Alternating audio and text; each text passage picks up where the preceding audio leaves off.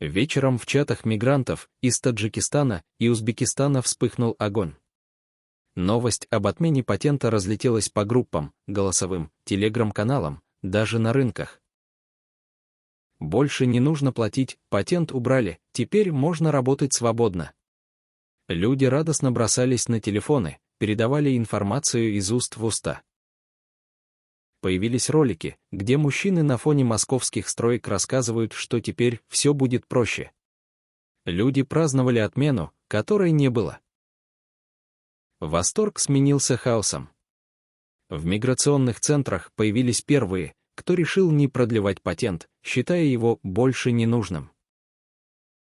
Но официальные органы молчали. Ни МВД, ни миграционные службы, ни правительство России не опубликовали ни одного подтверждения. А потом включились разъяснения. Фоновые, сухие, без громких заголовков, но с жесткой сутью. Патент не отменяли. Ни на один день. Ни для одной страны. Все сообщения — фейк. Но было уже поздно. За считанные часы сотни людей начали строить планы, говорить о возвращении домой, продавать жилье, менять работодателей.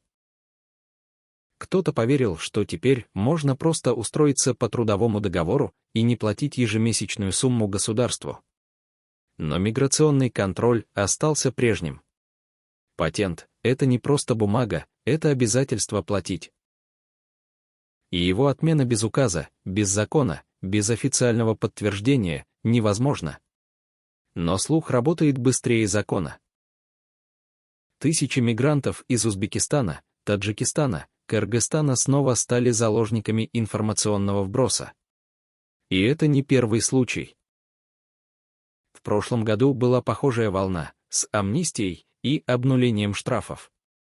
Люди шли на ФМС, веря, что все простили. А получали депортацию. То, что произошло сейчас, это не просто слух. Это проверка на доверчивость и страх. Большинство мигрантов живет на грани нервного срыва. Каждый шаг на весах риска. Именно поэтому такие новости воспринимаются как спасение. Как освобождение от многолетнего давления. Патент стал символом зависимости. Он дороже всех льгот, дороже аренды, дороже жизни. В Москве от 5 до 7 тысяч в месяц. На одного человека. И при этом без прав, без гарантий. Слух об отмене патента стал искрой надежды. Пусть даже мнимой, пусть даже опасной. Но когда нет честного диалога, нет прозрачной политики, фейки становятся оружием. И этот фейк сработал точно в цель. Теперь в соцсетях все чаще звучит вопрос. А если бы отменили? Что бы изменилось? Появился бы шанс дышать свободнее. Работать без страха. Жить, а не выживать. Но вместо ясности — тишина. И это говорит о главном. Когда в государстве нет уверенности, люди верят в любую красивую ложь. А когда она рушится, остается гнев. Разочарование. И то самое чувство, что над тобой снова посмеялись. Москва молчит — это ложь. Москва говорит, просто говорит скупо, запутанно и через бюрократические фильтры. На фоне слухов об отмене патентов ни одно официальное лицо не подтвердило отмену. Но и не опровергло резко, вместо этого были разъяснения. В них патент не отменяют, но и намекают, что возможны реформы. Звучит обнадеживающе. Только если не знаешь, что за этим стоит.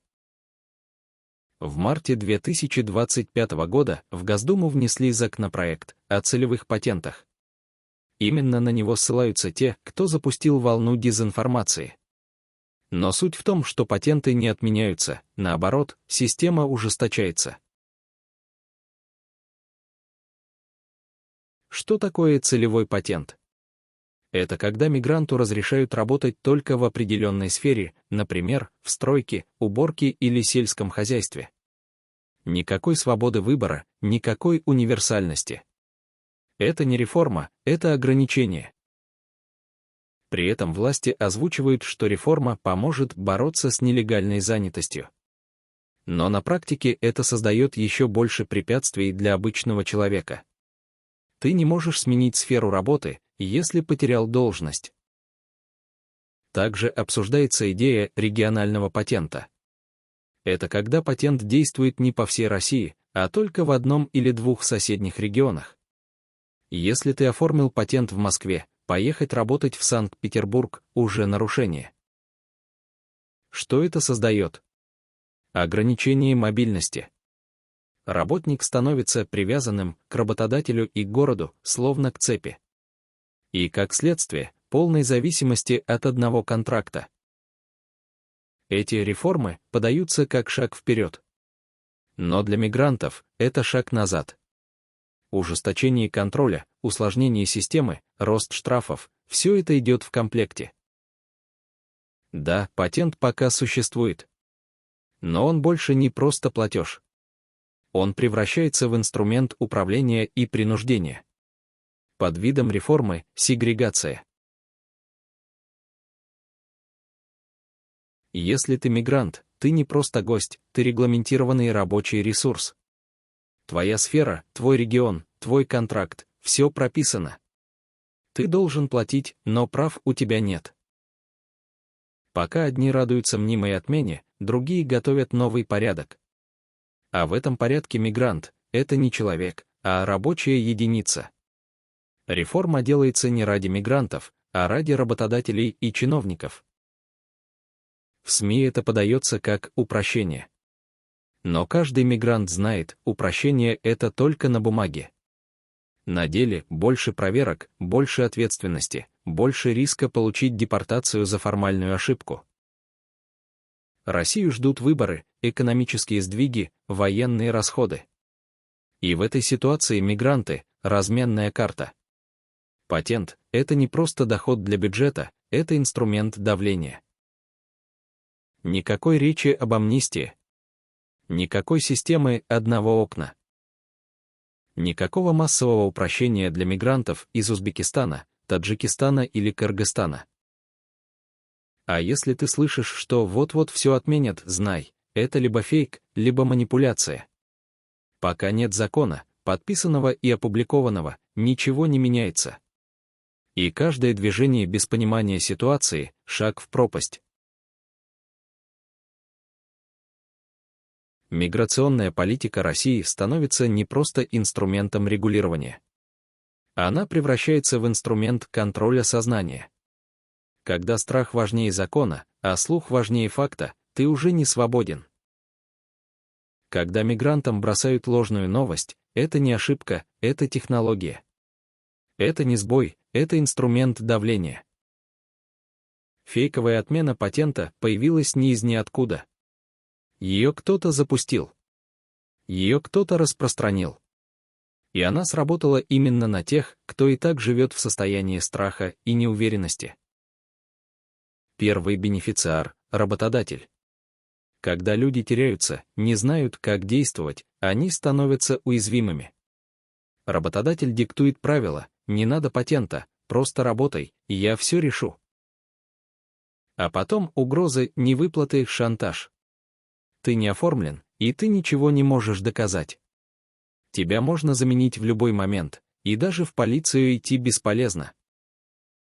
Второй выгодополучатель — коррумпированная система миграционного контроля. Когда нет ясности, начинается хаос. А в хаосе процветают те, кто берет взятки. Мигрант, неуверенный в правилах, готов платить, лишь бы не тронули. Суммы — 1000 рублей. От сотни до 10 тысяч за помощь. За ускорение, прикрытие, разрешение без реальных оснований. Фейк создал почву, а система ее удобрила. Третий, самый опасный — политическая элита. Когда мигранты возбуждены, напуганы, радикализованы, ими можно управлять.